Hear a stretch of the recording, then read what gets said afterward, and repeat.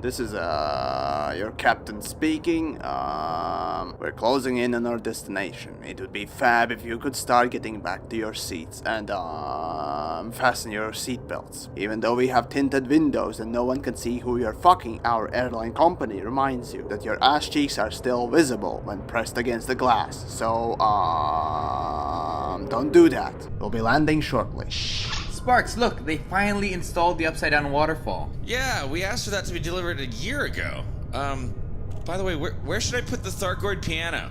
Yeah, just spread it around. Put it on the glass. That's how they like it. Yeah, alright, I guess I'll just put it over... Ow! Jeez! Oh, cat!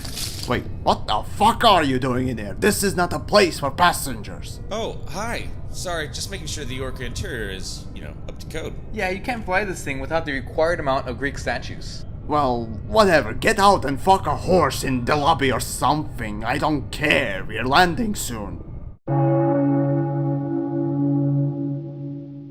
So, Soudan-Kruger middle ship, at least for now, coming at a price of 48 mil, starts to raise my eyebrows in surprise. See, Clipper arguably has more fabulous looks and it does cost less than a half of this ship. Then what's the point in buying Orca? Actually, nothing. There's no good reason to buy this ship. Yeah, don't buy it.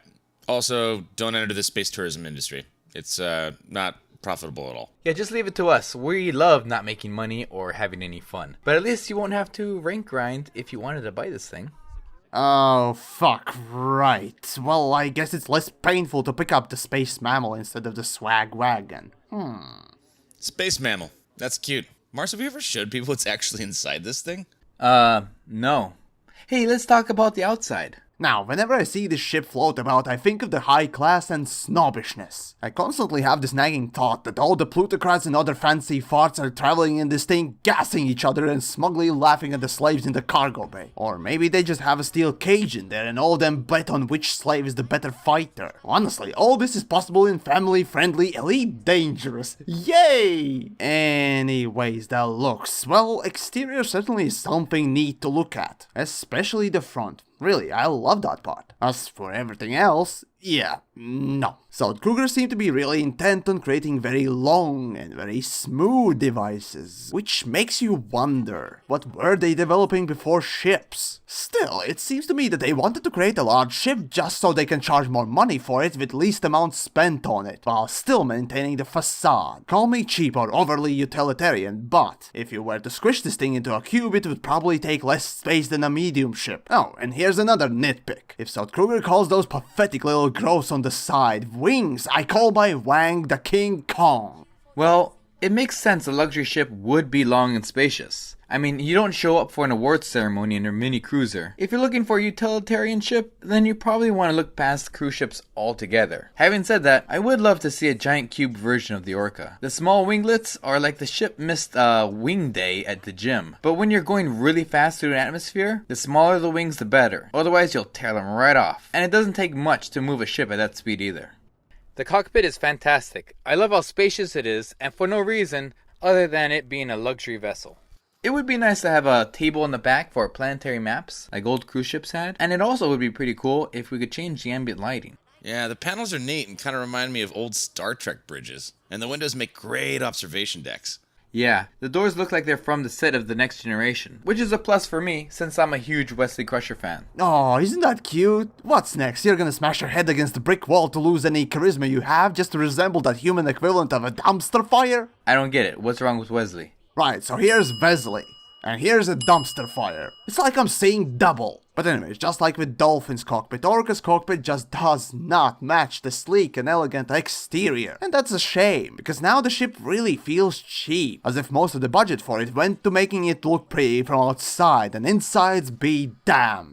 Going as far as to contract Zorgan Peterson to design the cockpit. Well, allegedly at least. Still, I guess it's kinda good this way, because Zorgan at least knows not to cram the damn thing full of excess weight. Which brings us to the performance. This thing is faster than the babysitter's boyfriend when the car pulls up.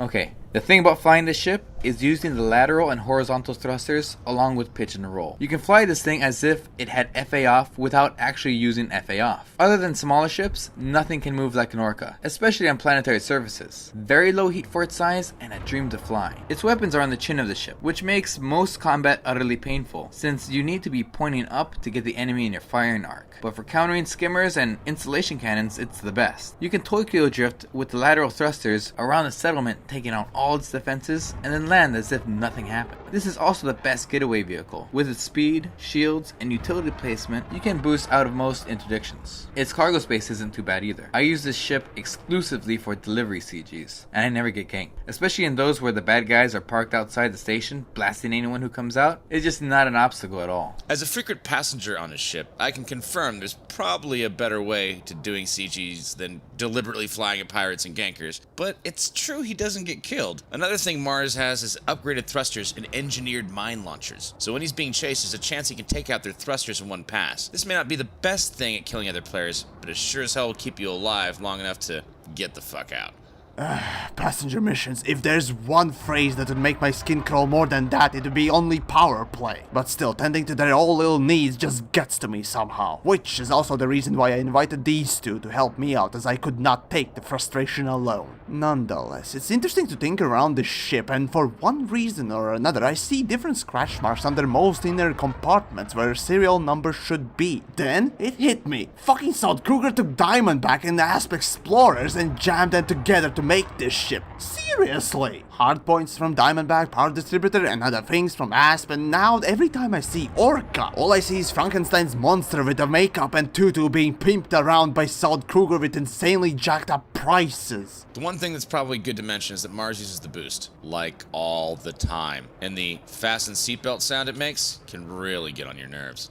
Yeah, I hated that sound, but nowadays I don't even hear it anymore. In fact, when I first got the ship, I hated it altogether. But after I found out how maneuverable it was with thrusters and joystick, I bought 3 of them and put them all around the bubble so I didn't have to actually fly there. As a 2.3, they finally made it space-worthy and gave it a much-needed FSD boost. They did get rid of most of its armor, but I'd rather be somewhere having fun than being somewhere wishing my Orca was there too. But still, if you enjoy spreadsheets, you'll notice that Orca technically has the worst maneuverability in the price range, so I guess it depends really who's flying it. Yes, everyone, please fly your ship using a spreadsheet. Before passenger missions and few buffs, this ship was one of the worst to spend your money on. Also, if you had 48 mil just laying around, then there was another question. Why don't you use Fer-de-Lance or Python instead of that space marital-aid? Yeah, sure, I'm biased when I'm comparing it constantly with Gutamaya ships, but still, even now, I just don't see a good reason to buy it.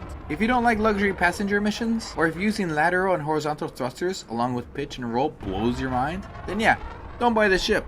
This ship is made purely for having fun and looking good doing it. Orca, the ultimate flying machine. Kind of. Well, fair enough, at least someone out there likes the space killer well. Oh, and here's a little aside. A fellow commander named Rinsler showcased Orca's capabilities in combat so well, it basically ruined this review for me, even before it was started, and there is no way I can name this ship anything else but a space dildo because of it. Seriously though, his work is quite entertaining and worth taking a look at. So we've had a fun time reviewing the actual specs, making some offensive comments, and talking out of our ass. Ghost Giraffe definitely feels the Orca deserves a buy rating, but mainly because we already bought one. And now I have the option to end the video on a high note, or completely leave it with a weird ending. Refrigerator.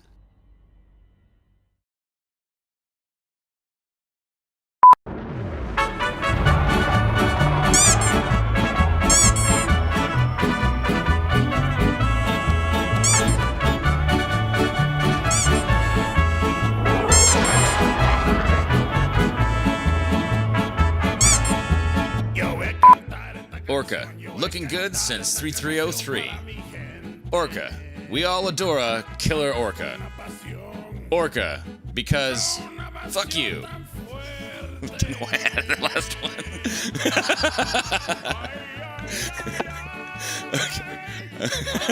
Okay.